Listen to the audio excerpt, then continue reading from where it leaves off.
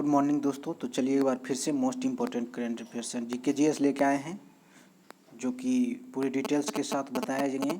और set number 13 है। ये सितंबर और अक्टूबर के इम्पोर्टेंट एमसीक्यू हैं, जो कि हर एक एग्जाम के लिए महत्वपूर्ण है। बिहार एसएससी, पीसीएस और जितने भी एग्जाम हो रहे हैं उसमें 20 से 25 क्वेश्चन दिया जा रहा है। तो इस बातों का ध्यान रख के हमने इम्पोर्टेंट क्वेश्चन को पूरे डिटेल्स से बताने का फैसला किया है। तो आपको बहुत ही इम्पोर्टेंट क्वेश्चन ही दिखाया जा रहा है और पूरी डिटेल्स के साथ दिखाया है। तो चलिए शुरू करते हैं। दोस्तों, अभी तक आपने इस चैनल को सब्सक्राइब नहीं किया तो सब्सक्राइब कर लें और बेल आइकन को तो दबा लें, ताकि नोटिफिकेशन आपको सही समय पे मिल पाए और इसका लाभ उठा पाएँ। तो चलिए स्टार्ट करते हैं पहला क्वेश्चन से। पहला क्वेश्चन है कि दुनिया का पहला देश जिसने कोरोना वैक्सीन को आम जनता के लिए जारी किया है, तो वह दुनिया का पहला देश कौन सा है जो आम जनता के लिए जो है कोरोना वैक्सीन जारी कर दिया है? तो इसका आंसर क्या हो जाएगा? इसका आंसर हो जाएगा रूस। रूस देश जो है कोरोना वैक्सीन देश में जारी कर दिया अपनी आम जनता के लिए और अपनी आम जनता के हित के लिए। तो ध्यान रखिएगा, इसका आंसर हो जाएगा रूस। चलिए देखते हैं कि इसके डिटेल्स में क्या लिखा हुआ है। रूस कोरोना वैक्सीन की स्पुतनिक 5 आम नागरिकों के लिए जारी कर दी गई है। रूस पिछले महीने इस टीके की मंजूरी दे दी गई है, ध्यान रखिएगा। और इसकी जो है डिलीवरी स्वास्थ्य मंत्रालय के आधार पर जल्द क्षेत्रीय आधार पर वैक्सीन की डिलीवरी शुरू कर दी जाएगी। और इस प्रकार से रूस के स्वास्थ्य मंत्रालय ने कोविड-19 की पहली वैक्सीन को 11 अगस्त को पंजीकृत की थी और इस प्रकार से वो अपने देश में कोरोना वैक्सीन स्पुतनिक 5, उसका नाम ध्यान रखिएगा, स्पुतनिक 5 जो है कोरोना वैक्सीन का नाम है, जिसे कि जारी किया है। तो ध्यान रखिएगा इसका। चलिए अगला क्वेश्चन देखते हैं। अगला क्वेश्चन है कि अमेरिकी राष्ट्रपति डोनाल्ड ट्रंप को किस बड़े शांति पुरस्कार के नामित किया गया है? यानी वह कौन सा पुरस्कार है जिसके लिए डोनाल्ड ट्रंप को नामित किया गया है? तो इसका आंसर जो है हो जाएगा नोबेल शांति पुरस्कार। ऑप्शन नंबर जो है ए हो जाएगा। नोबेल के शांति पुरस्कार के लिए अमेरिकी की राष्ट्रपति जो है डोनाल्ड ट्रंप, उसको नामित किया गया है। ऑप्शन नंबर इसका ए हो जाएगा। चलिए नेक्स्ट क्वेश्चन, नेक्स्ट देखते हैं इसके बारे में क्या लिखा है कि नोबेल पुरस्कार जो है नॉर्वे के प्रोग्रेस पार्टी ने से संसद और नाटो के संसदीय सभा के चेयरमैन क्रिश्चियन टाइब्रिंग गजेट ने ट्रंप को नामित किया है। उन्होंने यह इजराइल और संयुक्त अरब अमीरात के बीच शांति समझौते में ट्रंप की अहम भूमिका को देखते हुए किया है।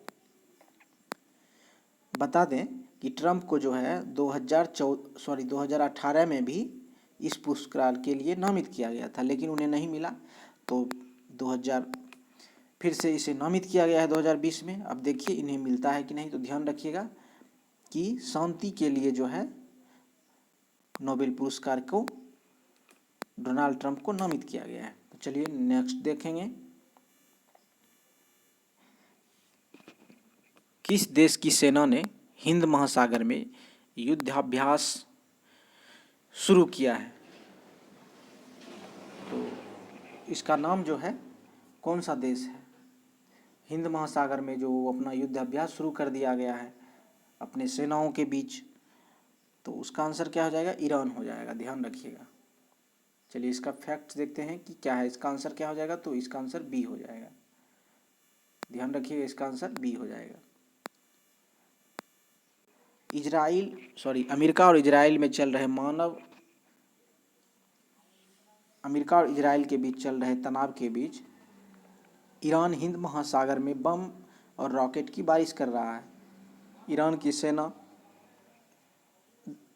देश के दक्षिणी इलाके में समुद्र तट पर जोरदार युद्ध अभ्यास शुरू किया, जिसे जुल्फिकार 99 नाम दिया गया है। तो ध्यान रखिएगा, ये जो नाम है बहुत इम्पोर्टेंट कि जुल्फिकार 99 किस देश में चल रहा है? तो ईरान में चल रहा है। और ईरान की सेना और नेवी सेना और वायुसेना तीनों हिस्सा ले रही है। और इस प्रकार से करीब 20 लाख वर्ग किलोमीटर इलाके में हो रहा है। तो ध्यान रखिएगा कि जुल्फ़िकार 99 जो अभ्यास है किस देश में हो रहा है, तो ईरान में हो रहा है। चलिए नेक्स्ट क्वेश्चन देखते हैं। बहुत सारे फैक्ट्स हैं तो इसको ध्यान में रखिएगा, और इतना डिटेल्स में पढ़ाने का मकसद यही है कि आप जो भी पढ़ें वो 100% श्योर होके पढ़ें, और इस तरह से एग्ज़ाम में किसी भी तरह से अगर आपको क्वेश्चन को घुमा फिरा के पूछें तो आप कन्फर्म होके सही तरीक़ा से आंसर दे पाएँ। नेक्स्ट क्वेश्चन देखते हैं कि यूएस ओपन डबल्स 2019 का खिताब किस महिला खिलाड़ी के नाम रहा। तो ध्यान रखिएगा यूएस ओपन डबल्स का जो खिताब है वह बेरा जोवानारेवा और लारा सेगमंड ने जीत लिया है, जो कि डबल्स का खिताब है, तो दोनों मिलके जीता है। ऑप्शन नंबर इसका डी हो जाएगा। चलिए इसका फैक्ट्स देखते हैं कि क्या है। लिखा हुआ है कि बेना जुनो नारेबा रूसी खिलाड़ी हैं। ध्यान रखिएगा ये थोड़ा नाम उल्टा पुल्टा है, तो इसका नाम जो है रूसी खिलाड़ी हैं बेना जो नारेबा जो हैं रूसी खिलाड़ी हैं। वह कई ग्रैंड स्लैम जो है जीतने वाली चौथी मोम बन गई है। कहने का मतलब है ये कि वो ऐसी महिला खिलाड़ी हैं जो कि मां बनने के बाद ये जीती हैं। वही लिखा हुआ है कि टेनिस इतिहास में अब तक की तीन ऐसी महिला खिलाड़ी हैं जो मां बनने के बाद ग्रैंड स्लैम जीता है। यह दिग्गज खिलाड़ी ऑस्ट्रेलियाई के इबोन गुलागोग और मार्गेट रेडकोट के अलावा बेल्जियम की किम क्लीटर्स हैं, और कह रहा है कि लारा सैमसंग जर्मनी की है, और लारा सेगमंड जो है जर्मनी की खिलाड़ी हैं, और जुनो नारेबा जो है वो रूसी खिलाड़ी हैं। दोनों मिलके ये जीती हैं। चलिए नेक्स्ट क्वेश्चन देखते हैं। विश्व प्राथमिक उपचार दिवस 2020 में कब मनाया गया। तो प्राथमिक उपचार जो है आप तो जानते हैं कि किसी भी दुर्घटना में सबसे पहले प्राथमिक उपचार की जाती है। तो प्राथमिक उपचार अगर किसी भी दुर्घटनाग्रस्त व्यक्ति को मिल जाता है तो वो बहुत इम्पोर्टेंट है, तो उसके सुधार होने में बहुत इम्पोर्टेंट है। तो चलिए इसका आंसर जो है विश्व प्राथमिक उपचार दिवस जो है 12 सितंबर को मनाया जाता है। ध्यान रखिएगा आंसर हो जाएगा 12 सितंबर, ऑप्शन नंबर बी हो जाएगा। चलिए इसके बारे में देखते हैं ये क्या लिखा हुआ है। यह दिवस जो है सितंबर महीने के दूसरे शनिवार को मनाया जाता है। सितंबर महीने के दूसरे शनिवार को मनाया जाता है विश्व प्राथमिक उपचार दिवस। इस दिवस की शुरुआत जो है international federation of red cross and red secret societies के द्वारा जो है 2000 में की गई थी। इसका उद्देश्य लोगों को जागरूक करना और संकट के हालात में प्राथमिक चिकित्सा के जरिए उपलब्ध कराना है, मदद करना है, और इस मौके पर लोगों को प्राथमिक चिकित्सा के फायदे और उसकी ज़रूरत, और इसमें जो है घर में फर्स्ट एड बॉक्स रखने की, यानी घर में जो है फर्स्ट एड बॉक्स रखने के बारे में जागरूक किया जा रहा है, जिसमें कि प्राथमिक उपचार के जो इम्पोर्टेंट्स मेडिसिन होते हैं या जो भी होते हैं रुई दवाई वो भी रखे जाते हैं। तो ध्यान रखिएगा इसका। चलिए नेक्स्ट क्वेश्चन देखेंगे। नेक्स्ट क्वेश्चन है कि केंद्र सरकार ने किस देश के नागरिक के लिए वीज़ा नियमों में सख्ती कर दी है।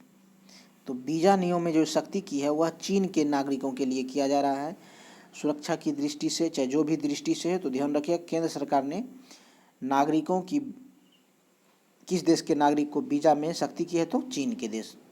नेक्स्ट देखते हैं कि क्या है इसमें। गृह मंत्रालय ने व्यापार वीज़ा को दिशा निर्देश में चीनी नागरिकों के लिए विशिष्ट प्रावधान किए हैं, जिसमें कि विदेशी क्षेत्रीय पंजीकरण कार्यालय को रिपोर्ट करना शामिल है। गृह मंत्रालय ने कहा कि चीनी व्यापार वीज़ा धारकों का प्रवास 180 दिन से अधिक हो वे प्रवास के दौरान खुद के विदेशी क्षेत्रीय पंजीयन कार्यालय में पंजीकृत कराना होगा। यानी जिसका भी जो है 180 दिन से अधिक का वीज़ा है वो विदेशी क्षेत्रीय पंजीयन कार्यालय में जाके अपना पंजीयन करा ले। तो इस बातों का ध्यान रखा गया है। तो चलिए नेक्स्ट क्वेश्चन देखेंगे। नेक्स्ट है कि स्वामी अग्निवेश का निधन हो गया 11 सितंबर 2020 को। वे किस वजह से प्रसिद्ध थे। तो स्वामी अग्निवेश का जो निधन हुआ है 11 सितंबर को, वे समाज सेवी थे, समाज में महत्वपूर्ण काम किए हैं। तो उसके बारे में देखते हैं कि ऑप्शन नंबर इसका ए हो जाएगा। देखते हैं कि क्या है। वह मशहूर सामाजिक कार्यकर्ता थे, सोशल एक्टिविस्ट थे, जिसका जन्म जो है 21 सितंबर 1939 को आंध्र प्रदेश में हुआ था और दक्षिण भारत में पैदा हुए स्वामी अग्निवेश की ने हरियाणा, उत्तर प्रदेश और भारत में अपना मुख्य कार्यक्षेत्र बनाया। वे जीवन भर उत्पीड़न, शोषितों और दलितों, आदिवासियों, पिछड़ी जातियों और बंधुआ मजदूरों, अल्पसंख्यकों के लिए लड़ाई लड़ते रहे। स्त्रियों के हक के लिए ईमानदारी से लड़ते रहे।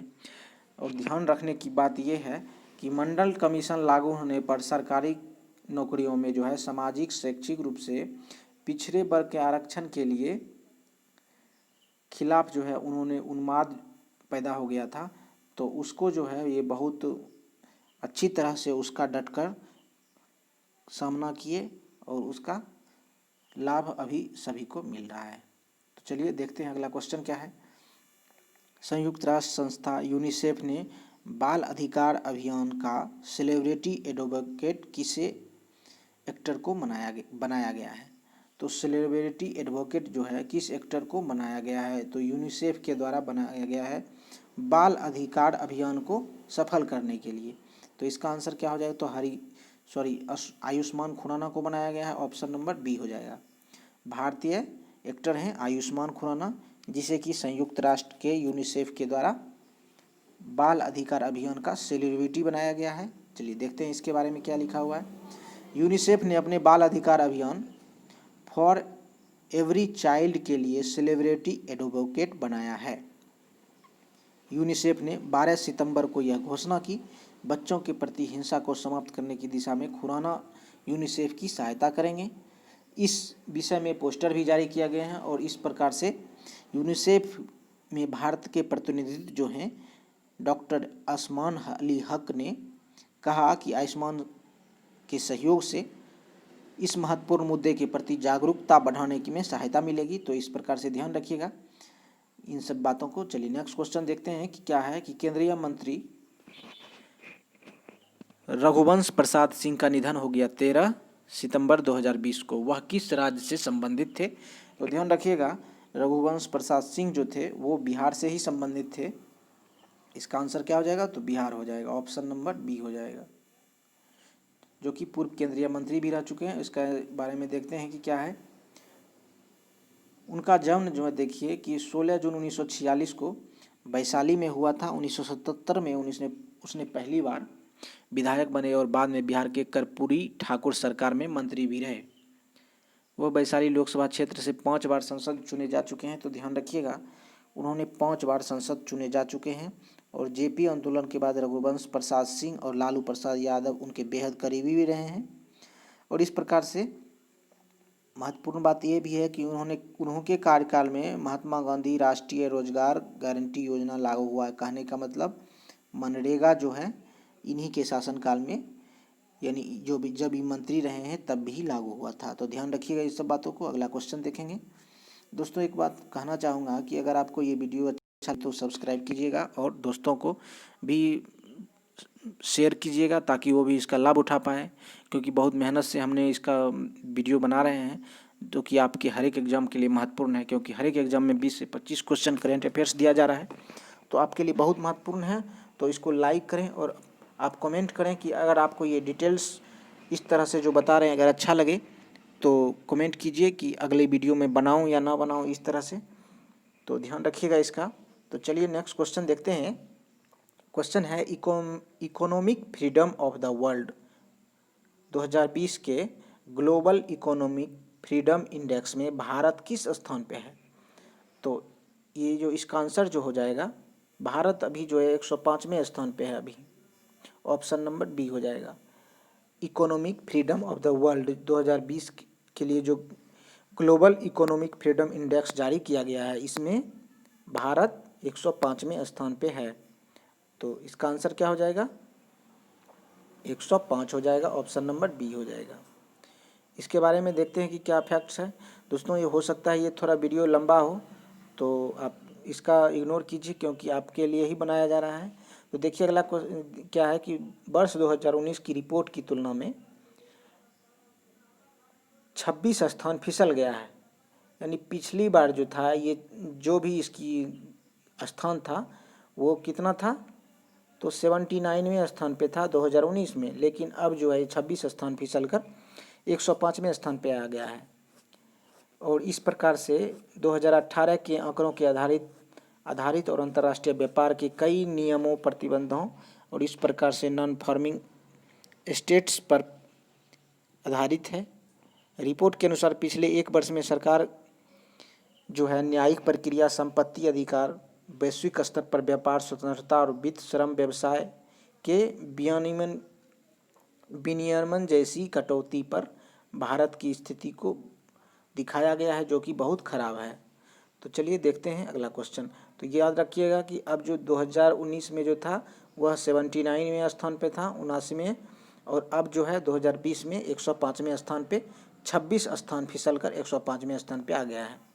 चलिए नेक्स्ट क्वेश्चन देखते हैं कि किस राज्य ने सरकारी नौकरियों के लिए 5 साल संविदा अनिवार्य करने की योजना के लिए विभागों को सुझाव दिया है। तो ध्यान रखिएगा कि वह कौन सा राज्य है। तो इसका आंसर हो जाएगा उत्तर प्रदेश।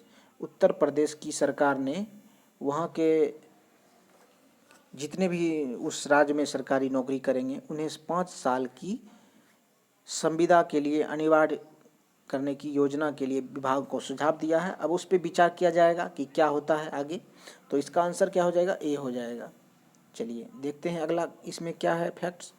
इसके अनुसार उत्तर प्रदेश की सरकारी नौकरियों में भर्ती पर बड़े पैमाने पर बदलाव आने वाले हैं। यूपी सरकार ने विभिन्न विभागों में ग्रुप सी और बी के राज्य कर्मचारी चयन प्रक्रिया यानी स्टाफ सिलेक्शन प्रोसेस के लिए नए फार्मूले पर अपने सुझाव देने के लिए कहा है।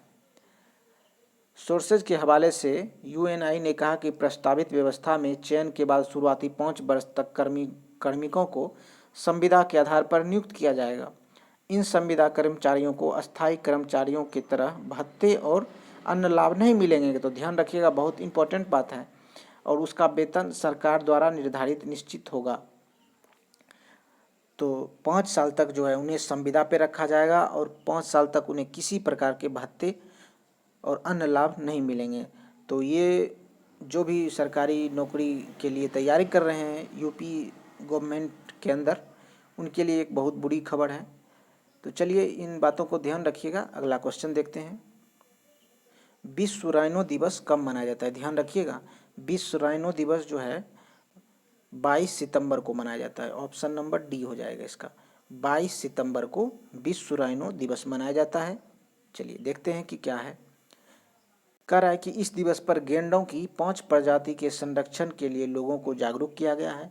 इनमें से इन 5 प्रजातियों को खतरे से बचाने के लिए बहुत सारी मुहिम चलाया गया है। तो ये कौन कौन सी प्रजाति हैं, तो उनका नाम दिया गया है black rhino, white rhino, greater one hard rhino और सुमात्रान राइनो और जावान राइनो।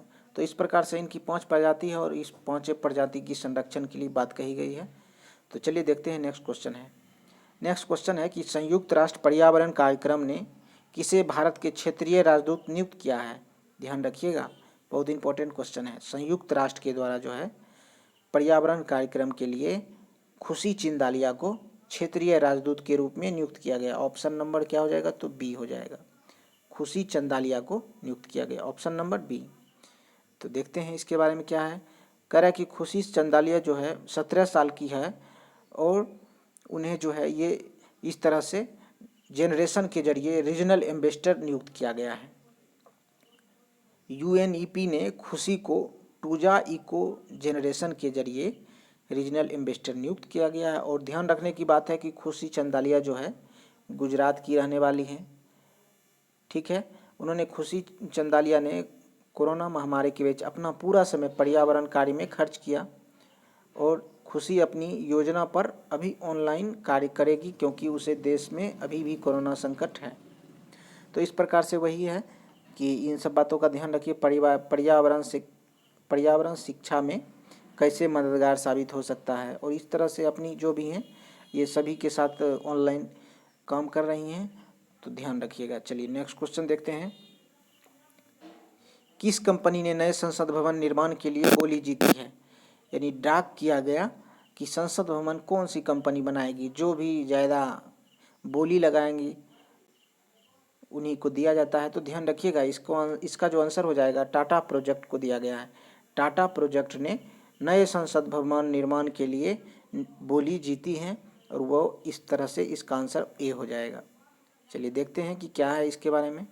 केंद्रीय लोक निर्माण विभाग जो है पार्लियामेंट यानी संसद में बोली लगाने के लिए कहा गया। किसे कहा गया?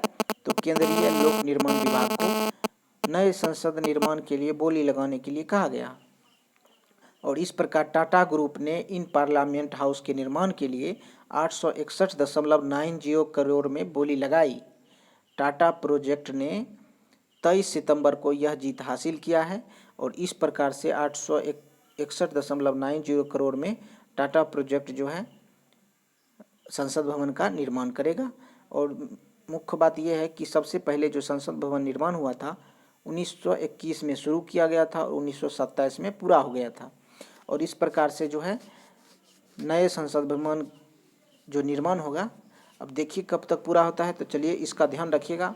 और मुख्य बात ये भी ध्यान रखना है कि कौन सी कंपनी मतलब किस विभाग को कहा गया था बोली लगाने को, तो केंद्रीय लोक निर्माण विभाग, ठीक है, सेंट्रल पब्लिक वर्कर्स डिपार्टमेंट को जो है बोला गया था। तो चलिए अगला क्वेश्चन देखेंगे।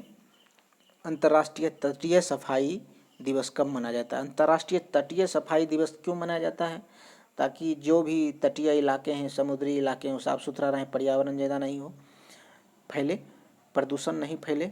तो अंतर्राष्ट्रीय तटीय दिवस जो है 19 सितंबर को मनाया जाता है। ऑप्शन नंबर ए हो जाएगा, ध्यान रखिएगा। चलिए देखते हैं इसके बारे में क्या लिखा है कि यह दिवस सैकड़ों देशों में प्रति वर्ष सितंबर के तीसरे शनिवार को मनाया जाता है। ध्यान रखना है कि प्रति वर्ष जो है सितंबर के तीसरे शनिवार को मनाया जाता है और 1986 में पहली बार मनाया जा रहा है। इस दिवस को जो है 1986 से पहली बार मनाया जा रहा था, अब लगातार मनाया जाता है। तो सितंबर के तीसरे शनिवार, ध्यान रखना है। नेक्स्ट क्वेश्चन है कि संगीतकार विभूरंजन चौधरी का 20 सितंबर 2020 को निधन हो गया, वह किस राज्य से संबंधित थे? तो संगीतकार विभूरंजन चौधरी जो हैं वो असम से संबंधित थे। ऑप्शन नंबर इसका सी हो जाएगा। ऑप्शन नंबर सी हो जाएगा। विभूरंजन चौधरी जो थे वो संगीतकार थे और वो असम राज्य से संबंधित थे। चलिए देखते हैं इसके बारे में क्या है। संगीतकार विभूरंजन चौधरी कैंसर से जूझ रहे थे और विभूरंजन गुवाहाटी दूरदर्शन में पहले धारावाहिक जिनोबर बातोत में संगीत देने वाले असम राज्य फिल्म यानी वित्त और विकास निगम के अध्यक्ष पद से सेवानिवृत्त हुए। और इस प्रकार से उसकी जो है आखिरी फिल्म, ये क्या नाम है, आई मातृ। और इस प्रकार से असम के जो हैं मुख्यमंत्री कौन है, तो सर्बानंद सोनोवाल हैं और राज्यपाल कौन है, जगदीश मुखी। तो ध्यान रखिएगा कि वो क्या बोलते हैं कि असम राज्य से संबंधित थे। उसकी पहली फिल्म थी कौन सी, तो 1987 में आई थी, ध्यान रखिएगा, सत्यपथ सूत्रापत नाम था। तो ध्यान रखिएगा 1987 में आया था। नेक्स्ट क्वेश्चन देखेंगे। क्रिकेट डी जोन्स का हार्ट अटैक की वजह से 24 सितंबर 2020 को निधन हो गया, वह किस टीम के खिलाड़ी थे? तो डी जोन्स जो हैं वह किस टीम के खिलाड़ी थे? तो वह ऑस्ट्रेलिया के खिलाड़ी थे और ऑप्शन नंबर इसका आंसर डी हो जाएगा। देखते हैं इसके बारे में क्या लिखा हुआ है। क्वेश्चन है उसके बारे में देखो कि डी जोन्स जो है 59 साल के D Jones IPL committee team के हिस्सा थे। उनका निधन मुंबई में हुआ है। ध्यान रखिएगा कि उनका निधन मुंबई में हुआ है और इस प्रकार से वे मुंबई कमेंट्री भी कर रहे थे और 1984 से 1994 तक ऑस्ट्रेलिया के लिए खेले थे। ध्यान रखिएगा ये बात है। डी जोन्स जो है 52 टेस्ट मैच और 164 वनडे खेले थे और टेस्ट मैच में जो है 3631 रन बनाए थे, जिसमें कि 11 सेंचुरी और 14 हाफ सेंचुरी शामिल हैं। उसका टेस्ट जो है हाई टेस्ट स्कोर में सबसे ज़्यादा स्कोर रहा 216 रन का। तो इस तरह से ध्यान रखिएगा कि डी जोन्स जो हैं 1984 से 1994 तक ऑस्ट्रेलिया के लिए खेले थे। ये बहुत महत्वपूर्ण बात है, तो ध्यान रखना है। नेक्स्ट क्वेश्चन देखते हैं कि फिल्म एक्ट्रेस आशा लता बागगांवकर का 22 सितंबर को कोरोना से निधन हो गया। वह किस राज्य की रहने वाली थी? तो आशा लता बागगांवकर जो हैं वो गोवा की रहने वाली थी। ध्यान रखिएगा, बहुत इंपॉर्टेंट क्वेश्चन है। गोवा की रहने वाली थी आशा लता बागकर, और 22 सितंबर को कोरोना की वजह से निधन हो गया। देखते हैं उसके बाद वो बता रहा है कि 79 ईयर्स की थी। उनका जन्म जो है 31 मई 1941 को हुआ था। उन्होंने 100 से ज़्यादा मराठी फिल्मों में काम की चुकी हैं। बताइए, 100 से ज़्यादा हिंदी फिल्मों में और नाटकों में भी काम किया है। फिल्म जंजीर में उन्हें अमिताभ बच्चन की सौतेली माँ का जो है किरदार मिला था। बहुत इंपॉर्टेंट बात है। और इस तरह से कोरोना लक्षण पाए जाने पर उसकी टेस्ट करें। बॉलीवुड में पहली बार जो है बसु चटर्जी की फिल्म थी अपने पराये में नजर आई थी। तो ध्यान रखिएगा कि ये जो है पहली बार किस फिल्म में काम की थी, तो बसु चटर्जी की फिल्म अपने पराये में काम की थी। चलिए नेक्स्ट क्वेश्चन देखते हैं। नेक्स्ट क्वेश्चन है कि राजनाथ सिंह जो हैं रक्षा मंत्री 24 सितंबर को देश के कितने राज्यों में और यूटी में 43 पुलों का उद्घाटन किया है? बहुत इंपॉर्टेंट क्वेश्चन है। तो राजनाथ सिंह के द्वारा जो है 43 पुल का उद्घाटन किया है, तो 7 राज्यों में किया गया है। ऑप्शन नंबर बी हो जाएगा। चलिए देखते हैं कि कौन कौन से वो राज्य हैं और क्या फैक्ट्स है। तो देखिए, ये पुल जो है अरुणाचल प्रदेश, लद्दाख, सिक्किम, हिमाचल प्रदेश, उत्तराखंड, पंजाब, जम्मू कश्मीर में बनाए गए हैं। और इस बात का ध्यान रखा गया कि सेना के बॉर्डर रोड ऑर्गेनाइजेशन में इन पुलों को रणनीतिक तौर पर अहम जगहों पर तैयार किया गया है, ताकि हमारे सैनिक को किसी भी तरह से सीमा पर पहुंचने में परेशानी ना हो। इनकी मदद के लिए सेना के हथियारबंद टुकड़ियों जल्द सीमा पर फॉरवर्ड लोकेशन तक पहुंच सकती है। उन्होंने ऐसा समय में खोला जा रहा है जब भारत चीन की सेना लद्दाख में आमने सामने है। तो ये भी ध्यान रखना है कि भारत चीन के बीच बहुत तनाव चल रहा है। खास बात यह है कि इसमें 7 पुल लद्दाख में तैयार किया गया। ध्यान रखना है कि 7 पुल, कितने पुल जो है लद्दाख में तैयार किया है, तो 7 पुल। और जम्मू कश्मीर में 10, हिमाचल में 2, उत्तराखंड और अरुणाचल प्रदेश में 8-8 और सिक्किम पंजाब में 4-4 पुल बनाए गए हैं। तो ध्यान रखिएगा कि लद्दाख में 7 पुल बनाए गए हैं, जम्मू कश्मीर में 10 पुल बनाए गए हैं और हिमाचल प्रदेश में 2 पुल बनाए गए हैं और उत्तराखंड और अरुणाचल प्रदेश में 8-8 और पंजाब में 4 पुल बनाए गए हैं। तो ये सुरक्षा की दृष्टि से हमारे सैनिकों के लिए और हमारे देश के लिए महत्वपूर्ण है। तो ध्यान रखिएगा। नेक्स्ट क्वेश्चन देखेंगे। दोस्तों, अगर आप किसी भी प्रतियोगिता परीक्षा की तैयारी कर रहे हैं, बिहार एसएससी हो या बीपीएससी हो, बैंकिंग हो, आईबीपीएस, पीओ, सीजीएल, एसएससी हो, एनटीपीसी हो या यूपीएससीआई हो या पीसीएस हो, तो इस प्रकार से हर एक जो एग्ज़ाम है उनमें 20 से 25 क्वेश्चन करंट अफेयर्स का ट्रेंड अब हो गया है। नए सिलेबस के आधार पे 20 से 25 क्वेश्चन पूछा जा रहा है। तो इस प्रकार से हम आपके लिए लाते हैं वीडियो। तो सब्सक्राइब कर लें और जो भी नहीं किए हैं और अपने दोस्तों को शेयर करें। चलिए देखते हैं नेक्स्ट क्वेश्चन। नेक्स्ट क्वेश्चन है कि मोक्ष कलश योजना 20 किस राज्य में मंजूरी दी है? तो मोक्ष कलश योजना जो है वो राजस्थान सरकार के द्वारा स्टार्ट किया गया है। तो ध्यान रखिएगा, कौन से राज्य मंजूरी दी है? तो राजस्थान सरकार दी है। तो ऑप्शन नंबर इसका बी हो जाएगा। देखते हैं इसके बारे में क्या फैक्ट्स हैं। तो राजस्थान के मुख्यमंत्री जो हैं अशोक गहलोत 22 सितंबर को इसकी मंजूरी दी और कोविड-19 की वजह से मौत के बाद अपनों की अस्थियों के लिए विसर्जन के लिए लोगों को इंतजार करना पड़ता था। इस योजना के तहत अब ऐसे लोग परिवार के 2 सदस्यों के साथ अस्थियां जो हैं गंगा में प्रवाहित करने के लिए हरिद्वार राजस्थान राज्य परिपथ परिवहन निगम की बसों से निःशुल्क जो है वो उसमें ले जाएंगे।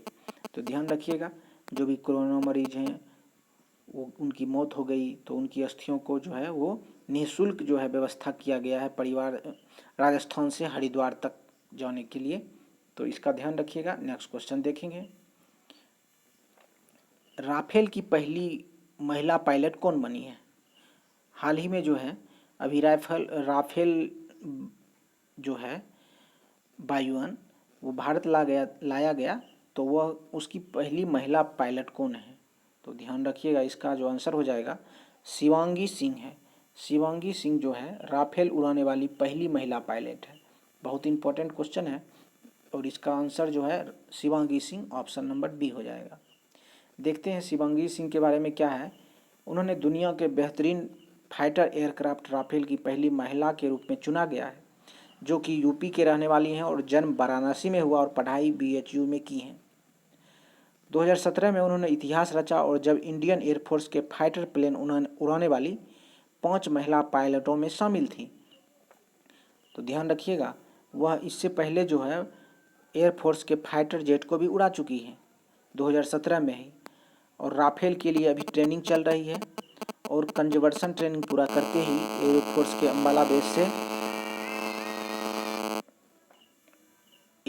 के अम्बाला बेस से गोल्डन एरोज स्क्वाड्रन के औपचारिक एंट्री मिलेगी। और ध्यान रखने की बात यह है कि वह MiG 21 भी उड़ा चुकी हैं। तो ध्यान रखिएगा। नेक्स्ट क्वेश्चन देखते हैं,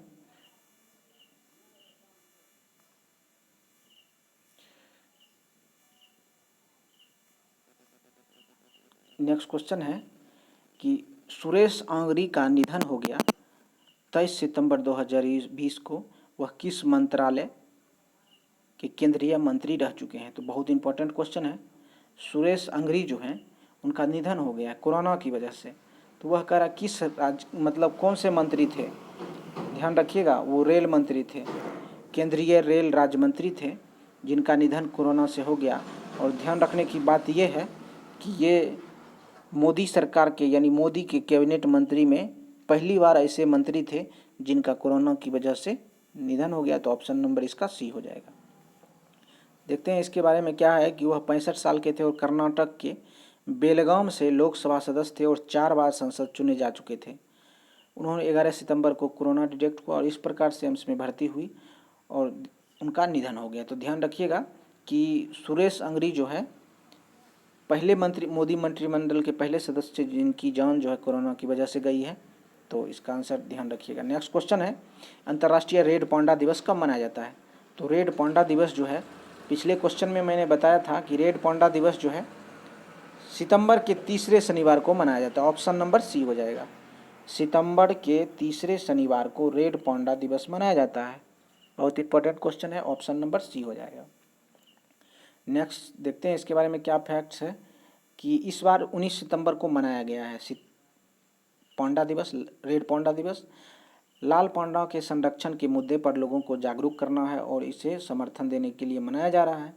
इस दिन की शुरुआत 2010 में रेड पांडा नेटवर्क ने की थी। 18 सितंबर 2010 को पहली बार अंतर्राष्ट्रीय रेड पांडा मनाया गया। तो ध्यान रखिएगा कि सबसे पहली बार अंतर्राष्ट्रीय स्तर पर जो है 18 सितंबर 2010 को मनाया गया है।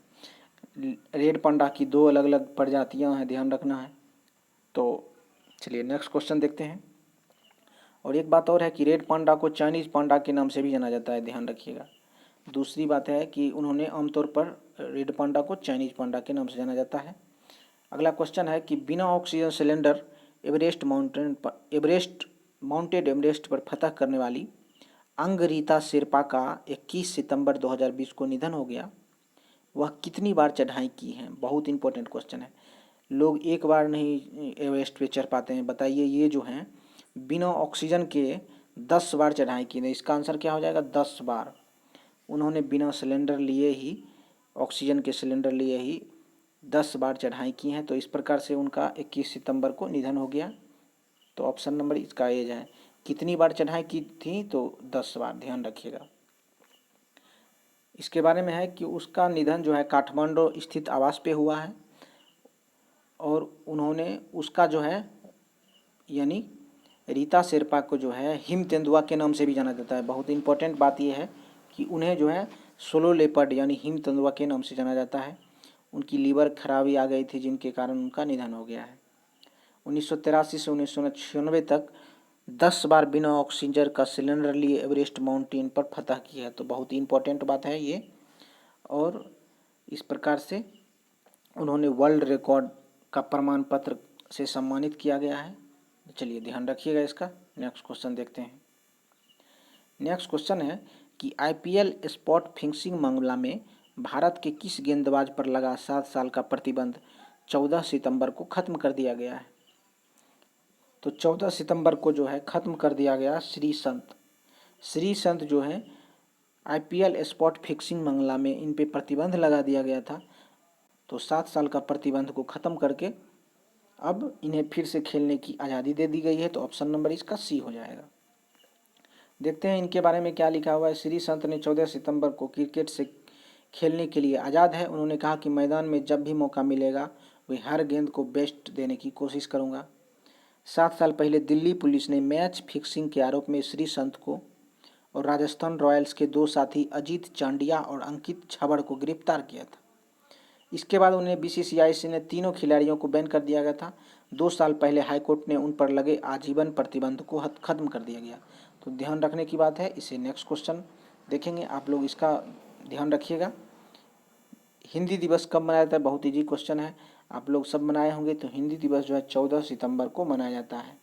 देखते हैं कि हिंदी दिवस कब से शुरू हुई थी, इसके बारे में जानते हैं।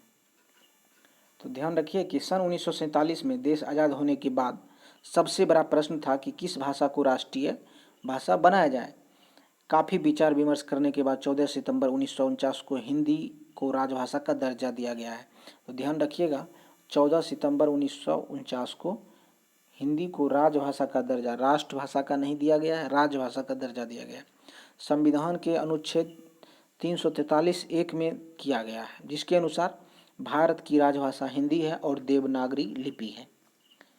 तो उसी तरह से 1953 से 14 सितंबर को हर एक 14 सितंबर को हिंदी दिवस के रूप में मनाने की शुरुआत हुई है। बहुत इंपॉर्टेंट बात है, तो ध्यान रखिएगा इसका। नेक्स्ट क्वेश्चन देखेंगे।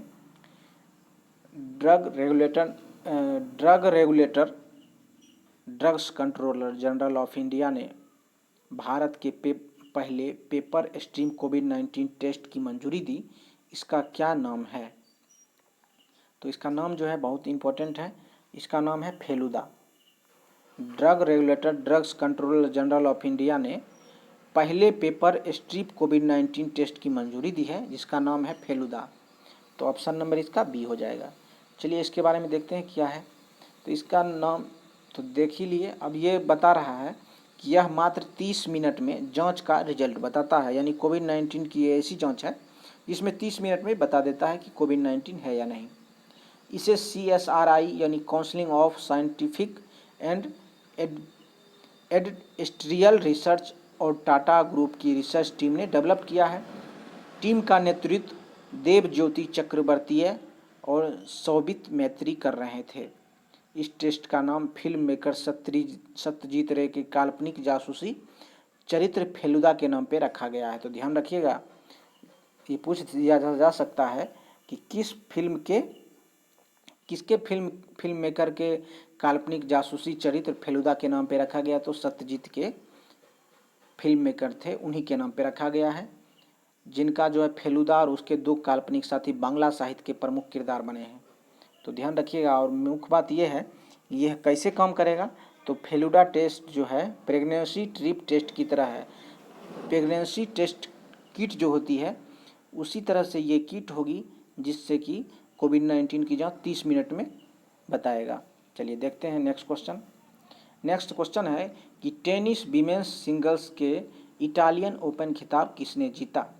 तो टेनिस वीमेंस सिंगल्स का खिताब जो है इटालियन ओपन सिमोना हालेप ने जीता है। ऑप्शन नंबर सी हो जाएगा। चलिए नेक्स्ट देखते हैं इसके बारे में क्या लिखा हुआ है कि रोमानिया की सिमोना हालेप ने पहली बार इटालियन ओपन का अपने नाम किया है। तो रोमानिया की यानी रोम की हैं और इन्होंने इटालियन ओपन पहली बार जीता है। टॉप सीड हालेप ने फाइनल में चेक रिपब्लिक की कैरोलिना प्लिस्कोवा के खिलाफ 6-0 और 2-1 की बढ़त बना ली और इस प्रकार से वो लेकिन अभी भी प्लिस्कोवा चोटिल हो गई और फिर ये दोबारा कोर्ट पर नहीं आई। इस प्रकार से सिमोना हालेप को जो है विजेता घोषित कर दी गई है और वो इसके जो प्रतिद्वंदी थे वो चोटिल हो गई, तो इस तरह से वो विजेता घोषित कर दिया गया है। हालेप ने 2017 और 18 में फाइनल में हार गई थी और हालेप जो है अब 27 सितंबर को फ्रेंच ओपन खेलेगी, तो ध्यान रखिएगा इस बात का। चलिए नेक्स्ट क्वेश्चन देखते हैं। नेक्स्ट क्वेश्चन है कि घर तक फाइबर योजना शुभारंभ किस राज्य में किया गया है, यानी आपके घर तक फाइबर योजना लगाया जाएगा किस राज्य में शुरू किया गया, तो आंसर इसका हो जाएगा बिहार। बिहार में आप घर तक फाइबर योजना का शुभारंभ किया गया है, तो ऑप्शन नंबर इसका डी हो जाएगा। देखते हैं कि क्या फैक्ट्स है। प्रधानमंत्री ने 21 सितंबर को बिहार में 9 हाईवे प्रोजेक्ट और ऑप्टिकल फाइबर इंटरनेट सेवाओं का शुभारंभ किया है, यानी ऑप्टिकल फाइबर के तहत जो है घर तक फाइबर योजना के तहत इंटरनेट की सुविधा दी जाएगी, जिसमें कि बिहार के 45,945 गांवों में अगले 100 दिनों में ऑप्टिकल फाइबर से जोड़ने का लक्ष्य रखा गया है। 15 अगस्त को प्रधानमंत्री ने 1000 दिन में देश के हर गांव में ऑप्टिकल फाइबर जोड़ने की घोषणा की है, तो ध्यान रखिएगा। नेक्स्ट क्वेश्चन देखते हैं। नेक्स्ट है कि संसद के मानसून सत्र में राष्ट्रीय रक्षा विश्वविद्यालय विधेयक 2020 को मंजूरी दी है, इसे किस राज्य में स्थापित किया जाएगा, तो इसे जो है गुजरात में स्थापित किया जाएगा। मानसून सत्र में रक्षा विश्वविद्यालय का जो है विधेयक पारित करके मंजूरी प्राप्त कर लिया और इसे स्थापित कहाँ किया जाए, तो गुजरात में, ऑप्शन नंबर बी हो जाएगा। चलिए नेक्स्ट देखेंगे क्या है इसके बारे में। इस विधेयक को गांधीनगर के रक्षा शक्ति विश्वविद्यालय को विकसित करके राष्ट्रीय महत्व की संस्था का दर्ज देने का प्रस्ताव किया है। गृह राज्य मंत्री जी किशन रेड्डी ने इस विधेयक को सदन में रखा और भाजपा के राज्यवर्धन राठौर ने कहा कि अब जरूरी है कि पुलिस से जुड़े क्षेत्र और नई तकनीक को लेकर शोध हो सके। यह जरूरी है कि इस क्षेत्र में हम निर्यातक बने, यानी निर्यात करें। साथ ही पुलिस एवं व्यवस्था, न्याय, दंड पालिका और प्रशासन सुधार के संबंध में प्रशिक्षणों की भी जरूरत को पूरा करेगा, तो ध्यान रखिएगा इसका। नेक्स्ट क्वेश्चन देखते हैं। Tennis men's singles Italian open का खिताब किसने जीता है, तो ध्यान रखिएगा टेनिस महिला का खिताब जो है इटालियन का किसने जीता, तो सिमोना हालेप ने। और यहाँ पुरुष का पूछ दिया है, तो पुरुष का जो है नोवाक जोकोविच होंगे। आंसर क्या हो जाएगा, नोवाक जोकोविच। टेनिस मेंस सिंगल का इटालियन खिताब जो है नोवाक जोकोविच जीते हैं, ऑप्शन नंबर बी हो जाएगा।